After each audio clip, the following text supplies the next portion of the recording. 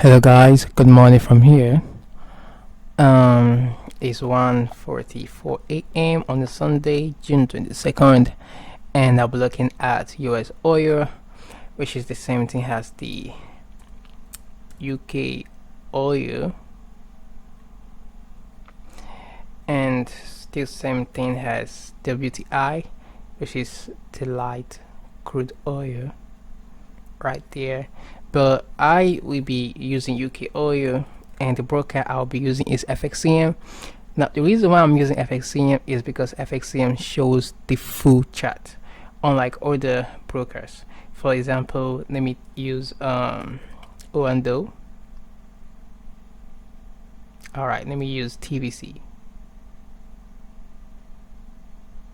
Yeah, TVC also shows full chart.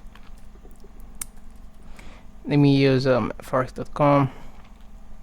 You can actually see forex.com doesn't show a full chart. Same thing with US oil. I think TVC is supposed to show a full chart. Yeah, and then also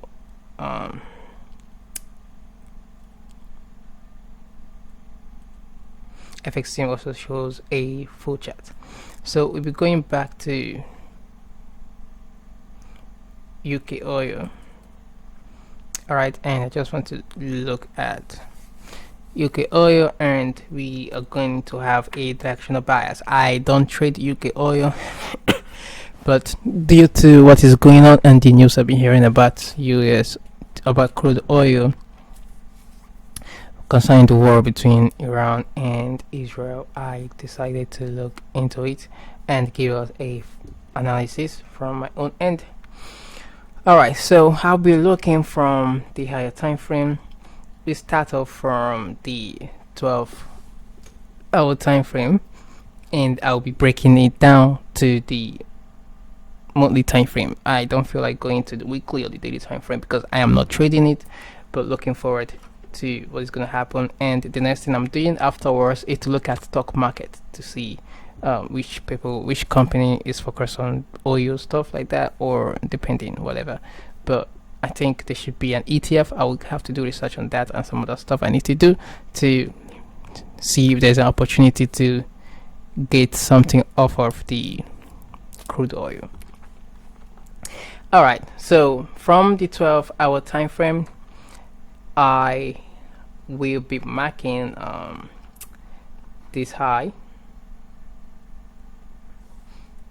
and this low. Why am I marking that? Because that's the recent warrant that we were dealing with, and the sell stop was the one that was taken out.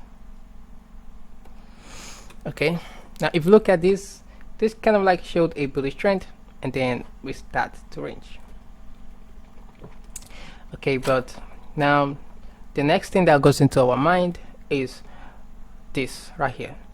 Now we always note that the algorithm always goes for liquidity and also an area where we have inefficiency.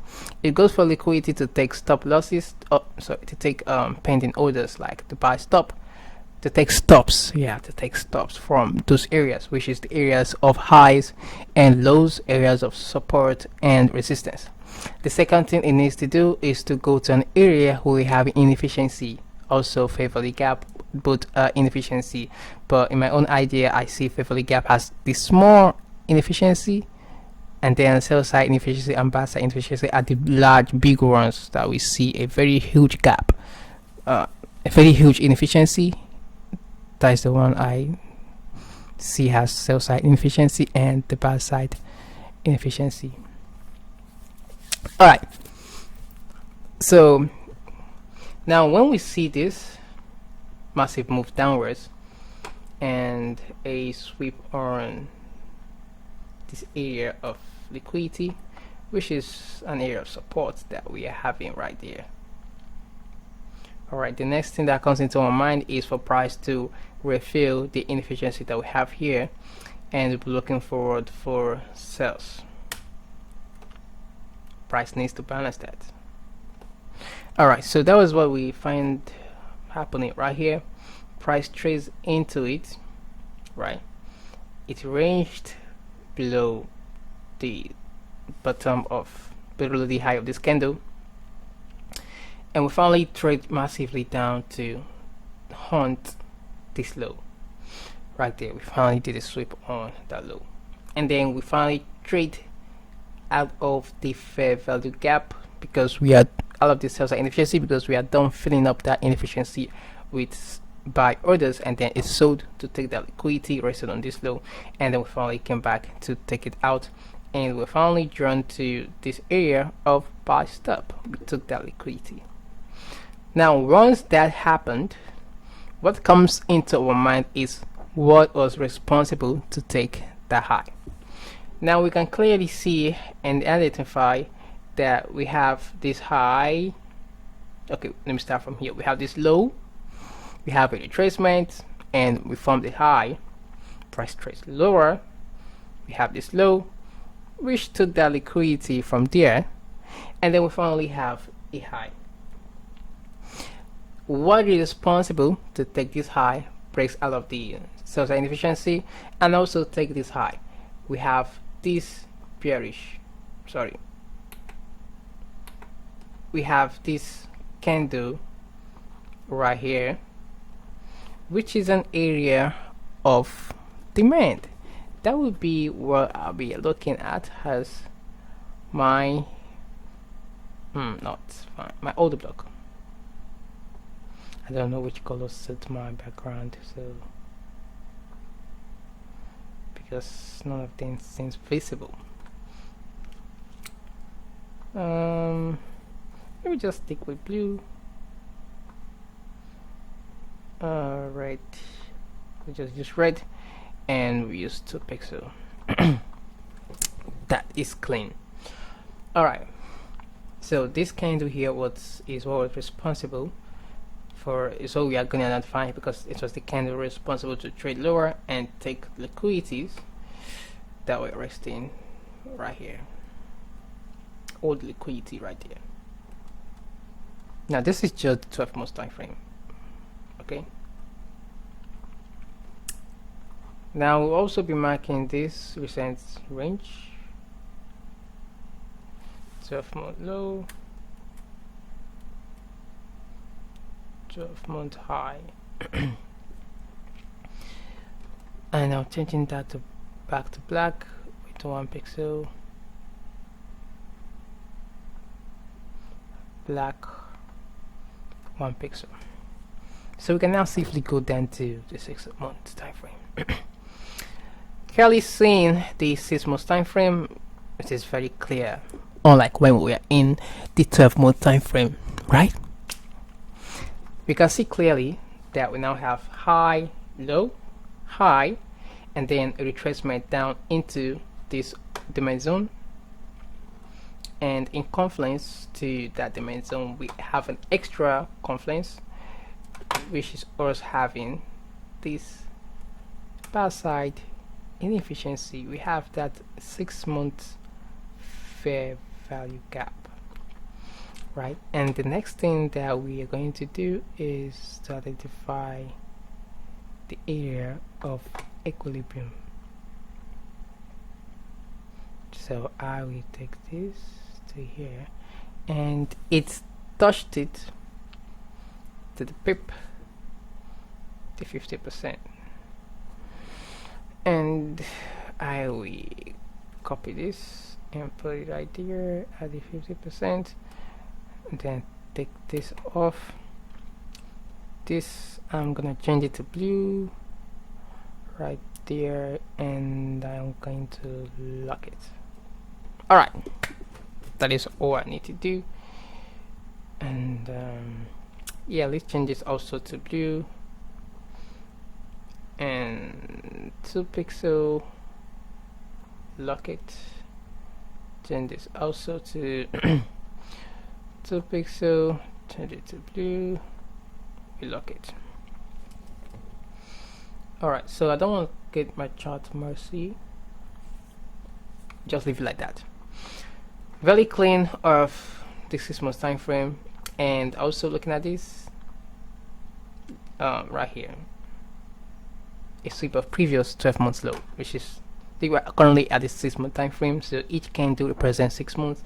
6 plus 6 is 12, so 12 months high, 12-month low. And now we are down to the 3-month time frame, and I need to do more refining, or I should possibly leave it like that. Okay, so this is that sell candle. That is a massive order block. I was still expecting to see if it might go deeper into this candle right here, but we are currently looking at what is happening, right? So we trade into that order block, that demand zone. We trade into the equilibrium of that higher time frame fair value gap from the buy side, and most of us might see that as a breaker due to this bullish candle, but I am not good with breaker blocks. Okay, 3-month time frame. This is a 3-month time frame, very clean and clear.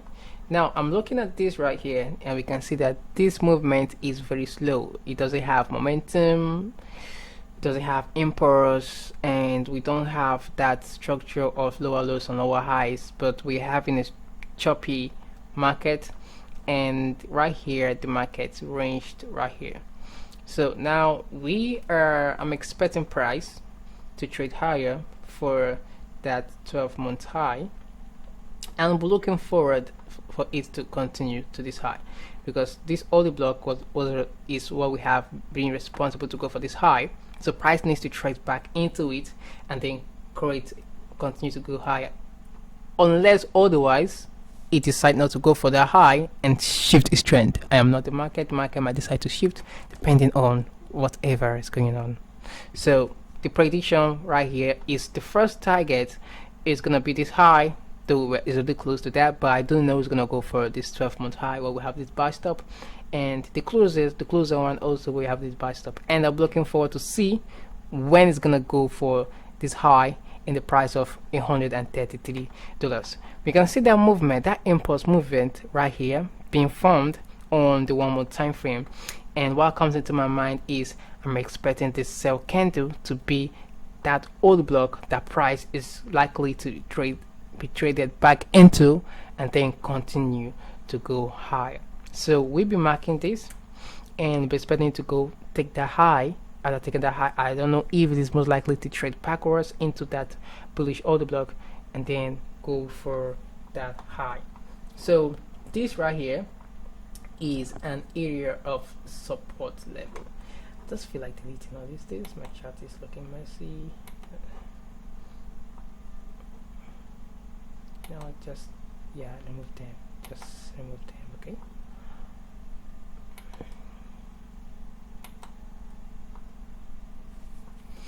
Alright. This one, make it look short. Making it long is stressing. Okay. Alright. So right here we are having this range, which is an area of support, but at this point I would like to use the body of the candle because that is where we have most of that range going on. Alright, so this is the area of support level. Price played around there, and then boom, it took it out. And when that took it out, most people have seen this as a breaker structure, and they will likely want to sell from any area from here, which you can see that impulse move, the price violated in. Now where they be looking at for sales on the weekly time frame, they were looking out to sell from here because that is actually the area that caused that impulse, right? And then we trade into that bullish order block. So now we are left with this sales side inefficiency. Price likely will want to come there. When it gets there, we are going for that 12-month high in the price of $92. The market couldn't do anything. It might not come back, just impulsively trade high, go up, go slow down, and then finally go for the high. My main target is the high, and I'm looking forward to when it's likely to retrace backwards to this area of inefficiency, and we're still looking forward to go higher. Now, what am I expecting? We're expecting it to break this high. Once it breaks that high, then that confirms that I'm going bullish. That is confirming a structural trend to go bullish.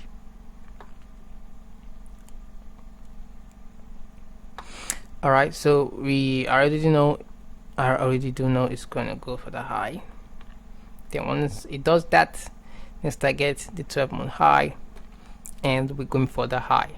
All of these, you can actually see there is no area of inefficiency, nothing left here, and I'm seeing that is convincing to make me think it's gonna sell from that area. No fair value gap, no order block, no clean impulse stuff, just choppy market and a range. So this range right here is looking like an accumulation of price. The reason why I call it an accumulation of price is because price needs to accumulate to tap an area of order block. It demands a supply. It accumulates to create liquidity, and finally that spring should take place, and then I'm looking forward to go high. That is what I have for the UKOIL. That's what I have for crude oil. So we'll be waiting to see that price movement. First target the 3 months high, and then previous 3 months high, and then previous 12-month high. I'm looking forward to whenever it gets to that price of $832. Okay, so that's what I have for, and even the 12-month time frame showed it very clean and clear to me that this week I don't like see anything to sell from when I see a week.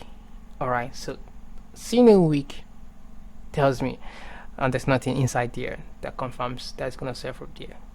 So seeing it has an area where liquidity is resting on top, so we're expecting it to go for the high right there in the future. All right, unlike here where we have this clean candle that shows you there's an old block. All right, and see it's very clear. You can see that the next candle swept that previous candle, so this is a clean purish old block. All right, so looking forward to see a price movement to go bullish on oil.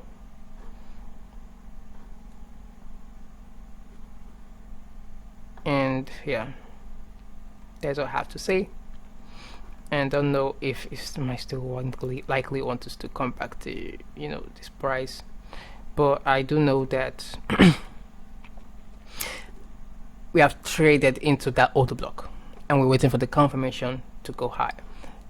I have a strong bias that oil is bullish.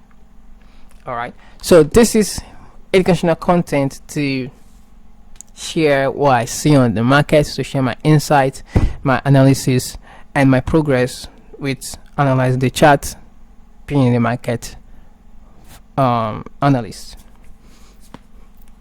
Alright guys, so that is all I have to say. My course is on Udemy concerning the algorithm price prediction. You get to see it on the description link below. So take care and be safe. I'm out.